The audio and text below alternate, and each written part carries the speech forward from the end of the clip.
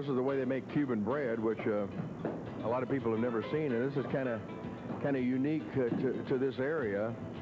Tony Murray is one of the owners here. You've been doing this a long time, your family? My family's been here since 1915, in one location or the other in Ybor City.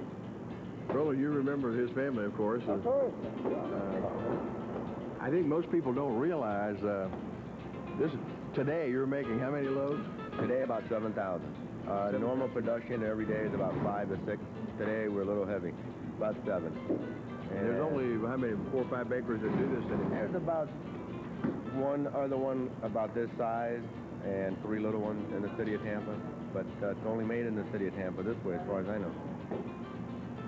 After you roll it out like this, it goes over here, and this is something why it's not made different places. I think most people don't know this. You might want to tell us about the little palm leaf or palm frond. What does that do?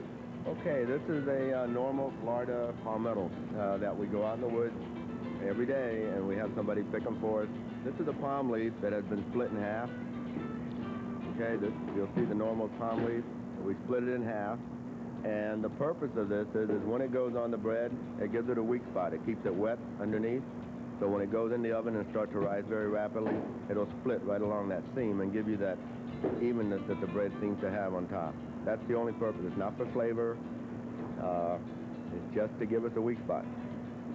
Roland, you eaten a couple of loaves of this in your life? Oh, yeah, sure. They used to deliver it to the house. Right. I like the way it looks when they put the palm leaf in the top. When did you stop delivering to a house? I would say about 15 years ago. We used to deliver house to house. Used to be a nail on the wall. You go by there in the morning and just hang the loaf of bread on the nail and keep going. On the front porch? On the front porch. No wrapper, nothing. You know, that's the way it was done. Obviously, in the last 30 years or so, with the health department and all the regulation, it started putting wrappers on it. But now, with the grocery stores and stuff, there's no more house-to-house delivery. Probably had a few more nutrients with the flies and so forth those years ago. Nobody ever got sick from Cuban bread. We did deliver to restaurants, Oh, yeah. We deliver all over the place. We deliver to grocery stores, to restaurants, sandwich shops. What happens from here, Tony? Let's show us up. Okay, right now, this is really almost in the last stages of making the bread. Once that rack that the camera's on now, once it's full from top to bottom, it goes into a proof box, so that it'll rise a little bit further. Then we walk over and look at that. Tony, what's going on in here now? This is your proof box that we put the dough in to make it rise a little more rapid than it would normally outside. Now, we can control how fast or how slow it goes by how long it stays in here.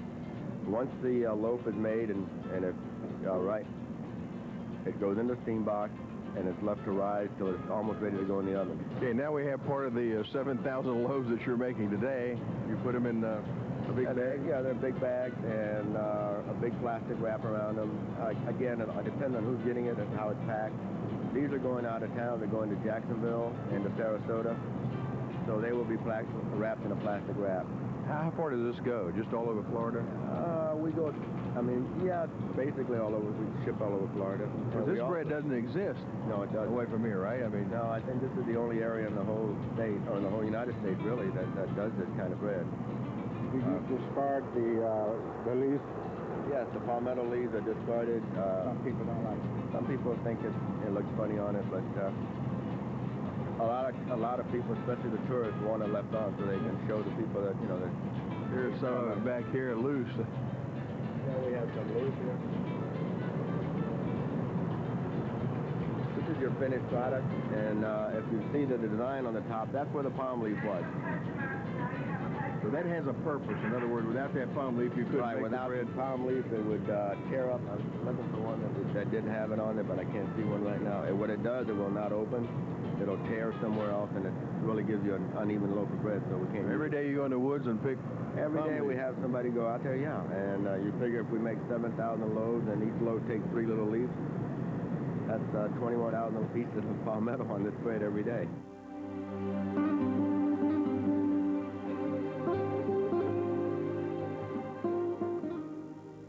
We're standing in the theater of the Cuban Club, which is a typical theater that exists in the Italian Club, the Centro Español, the Centro Asturiano.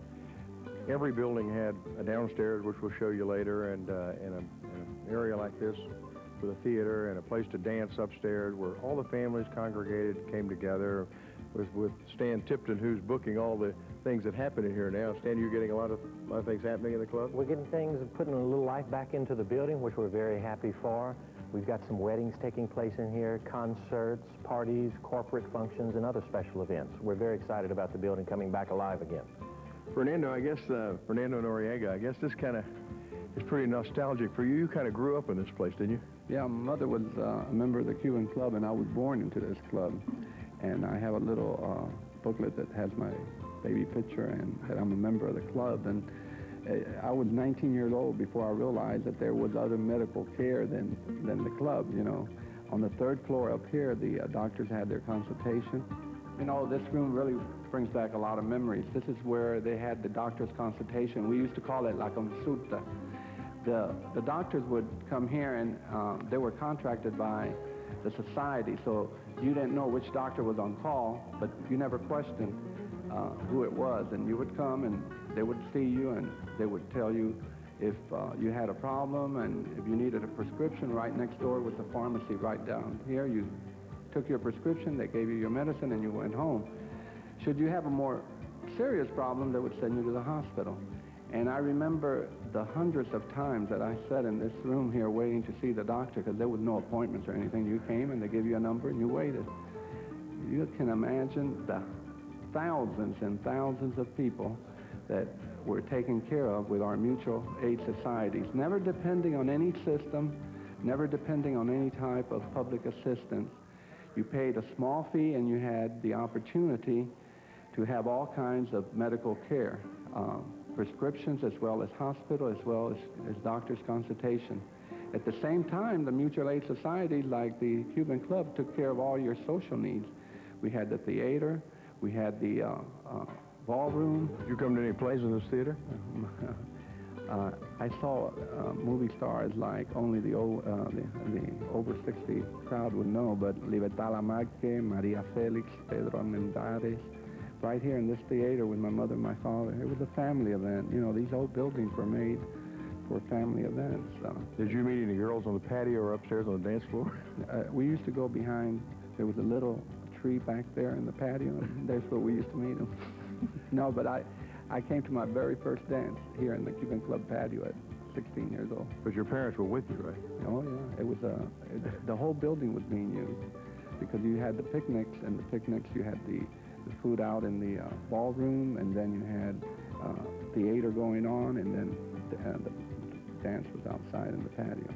All these things he's talking about occurred at all the other clubs, too. They came together as a family.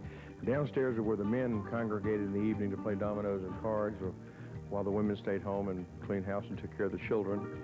Things have changed somewhat since then.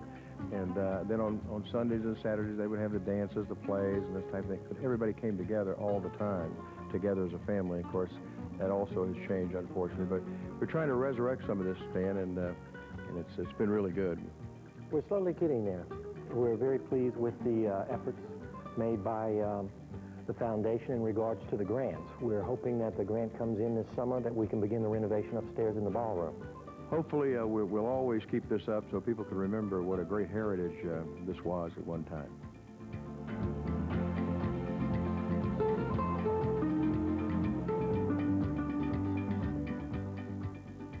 Well, we're in Max Argintar, and this is kind of nostalgic for me. I remember buying clothes in here as a kid from Sammy Argintar, and remember when his father opened the store in, what, 1904? 1904, he's opened the store, and he moved here in about 1920. When he came to Ybor and opened up, they had wooden sidewalks, gas lights, and then eventually everything became modern. At that time, then they used to go to your father's hardware store, all the politicians sit on the nail keg. That I remember. And your mother always was in the store. So this place has never, this is the only business really that's been ongoing since the beginning of Ybor City, and it's got a good chance of continuing to be ongoing because Andy's decided he likes it. I always thought I hated it, but I find that I love it. It must be something genetic. And it looks great. I mean, it still looks nice, and He's even got some of the old customers, haven't you? A few that are still living. We've got some customers that have been buying here since the late 30s. I always ask the older customers, how long have you been buying here? And they tell me they knew my grandfather, and they've been buying here from the 30s or 40s, and their children and their grandchildren still buy here. Well, I'm glad you're developing some new ones, because those of us that remember the old days are not going to be around too much longer. It's a great story, Andy. Well, it's a great opportunity for me. I'm very grateful to my family for giving me this opportunity. We're the oldest store in the area. Wolf Brothers were here longer than we were. Of course, they closed up. So we're proud of that fact, but we're even prouder more of the fact that we're still here, and I'm proud that my son wants to carry on the business, because I'm only here a few hours a day. By the way, Andy, when we were all much younger, all these merchants on the avenue used to give each other a discount, like a 10% discount or something. He bought his paint from our hardware store. We bought clothes here. Raul Vega was across the street. My mother bought her dresses there. We went to the movies here. This was a thriving, hustling, bustling place years ago. It was. It still is. Only thing. In a different way. In a different way. Of course, at that way, times were different. It was a pleasanter and a more civil time than we have today. That's a good way to put it. Everybody had a front porch. They had a swing. They had rocking chairs. You knew your neighbors. And you never locked your doors. You didn't have to worry about the windows because they were screened. Someone wanted to break in, they just cut the screen, but nobody ever did that, really. No, you never remember anything like that ever happening as a kid. No, the people everybody had rights, but most people had responsible rights. They kept everything in the... We want to wish you all well for the next 100 or so years, and I understand your kids are somewhat interested too, so maybe this will go on forever and ever. You never can tell. I never thought I would be working here, and my children don't think they will either. But the future, we can't predict. Well, let's hope it's good, because it's certainly been a wonderful, wonderful past. Yeah, that's for sure. Good to see you. Okay. Thanks a lot, Tom.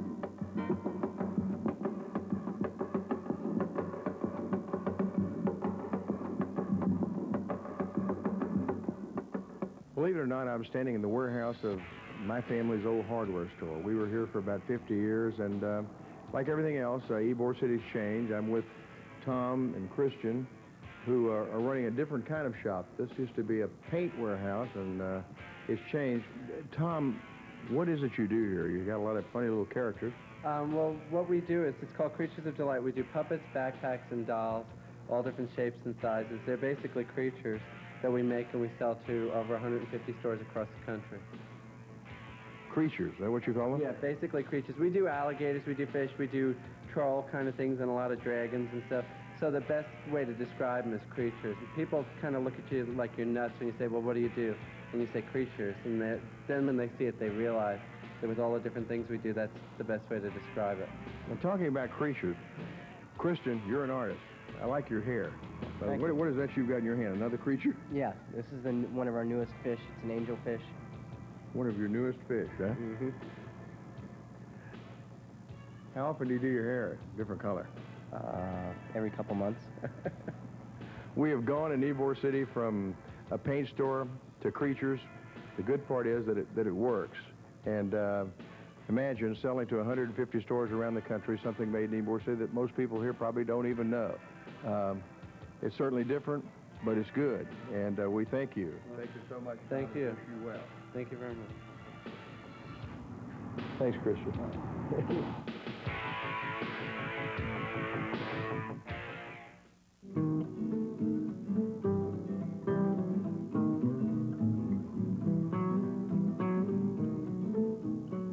Talk about something that's reminiscent of the past. Here we are in Nick's Cigar Factory, where all these people are making cigars by hand. One time there were thousands of people doing it. There's all the big red brick buildings you see in Ybor City, and there's been a real resurgence in this business. John, are you behind on your orders? We're getting there. Everyone in the industry seems to be behind at this point due to the popularity of cigars, and but we're staying ahead of the game. Everything you all make is by hand in here, Ernie, right? Yes, sir, that's correct. Everything's by hand. This is exactly the same method that they used many years ago here. It's the same thing, right? Hasn't changed since Ybor started making cigars in the early part of the century. I tell you something that has changed looking around. Many of the people are Spanish in here, but you got 10 or 15 Vietnamese folks that you all have taught to make cigars? We brought them in, we taught them how to roll, and we're continuing to teach new cigar rolling techniques to new people that want to learn and revive the art of cigar making here in Tampa. So basically you think the cigar industry is here to stay and are going to continue and grow, right? Absolutely. I think it's great. This is what made this place to begin with. Let's see what these ladies are doing here. What are they doing? I have Ernie explain this for you. These ladies here are